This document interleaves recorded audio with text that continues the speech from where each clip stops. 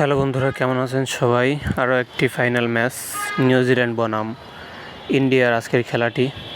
তো আপনারা এই ম্যাচ সম্পর্কে অনেক কিছু জানতে পারবেন আজকের ভিডিও থেকে, কিভাবে লাইভ খেলা দেখবেন এবং আজকের একাদশে কারা কারা থাকছে এর গুরুত্বপূর্ণ ভিডিওটি আপনারা কন্টিনিউ করতে পারেন। তো আমরা আজকের ম্যাচ নিয়ে বলি। এখন থেকে ঠিক 1 ঘন্টা পরে ম্যাচটি শুরু হতে যাচ্ছে। তো আজকের নিউজিল্যান্ডের বেস্ট একাদশ থাকবে, সেখানে সবচেয়ে বেশি সম্ভাবনা রয়েছে আজকে উইল ওয়িং এবং রাচিন রাবিন্দা, এই দুইজন তারা ওপেনিংয়ে তারা ব্যাট করবে। আপনারা জানেন সবাই, রাচিন রাবিন্দা আগের ম্যাচে কিন্তু দুর্দান্ত একটি সেঞ্চুরি করেছে এবং সেমিফাইনাল ম্যাচে তিনি কিন্তু প্লেয়ার অফ দ্য ম্যাচ অর্জন করেছে। তো আজকে দুইজনেই মূলত তারা ওপেনিং করবেন। তারপরে স্বাভাবিকভাবে কেন উইলিয়ামসন, তিনি অবশ্যই দুর্দান্ত ফর্মে রয়েছেন এবং গত ম্যাচের সেঞ্চুরি এবং অন্য সব কিছু মিলিয়ে তিনি থাকছেনই। এবং পরবর্তীতে রয়েছে টম লাথাম উইকেট কিপার হিসেবে, ড্রাই মিচেল রয়েছে, গিলেন ফিলিপস রয়েছে, মাইকেল ব্রিসওয়েল রয়েছে, মাইকেল সাটনার ক্যাপ্টেন হিসেবে রয়েছে, কেল জেমিসন রয়েছে, এরপরে উইলাম রয়েছে, ম্যাট হেনরি অথবা নাথান স্মিথ হিসেবে দুইজন থাকতে পারেন, কারণ ম্যাট হেনরির একটি ইনজুরি রয়েছে এই ম্যাচে।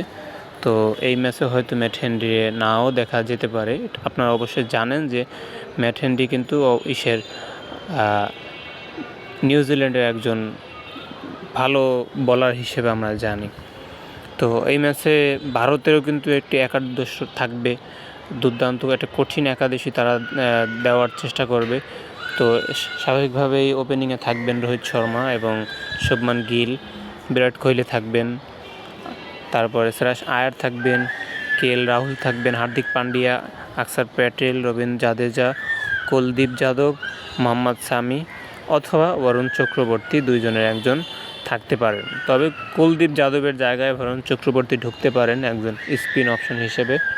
তো যেহেতু দুবাইয়ের পিচে বরুণ চক্রবর্তীর খেলার সম্ভাবনা অনেক বেশি রয়েছে। তো এই ম্যাচটি আপনারা সরাসরি দেখতে পারবেন আমাদের একটি অ্যাপটি ডাউনলোড করতে হলে আপনারা চলে যাবেন গুগলে এবং গুগলে গিয়ে স্বাভাবিকভাবে আপনারা সার্চ করবেন। যেহেতু এটি গুগল প্লে স্টোরে নেই, আপনারা গুগল থেকে ডাউনলোড করে নিতে পারেন। গুগল থেকে ডাউনলোড করার জন্য TVIBD24 লিখে সার্চ করবেন, প্রথম ওয়েবসাইটে আসা। এখান থেকে আপনারা ওই অ্যাপটি ডাউনলোড করে নিতে পারবেন এবং এখান থেকে আপনারা অ্যাপটি ওপেন করলে সাথে সাথেই কিন্তু বিনামূল্যে খেলাটি লাইভ দেখতে পারবেন। ফেসবুকে যখন আমরা খেলা দেখি তখন হয় কি যে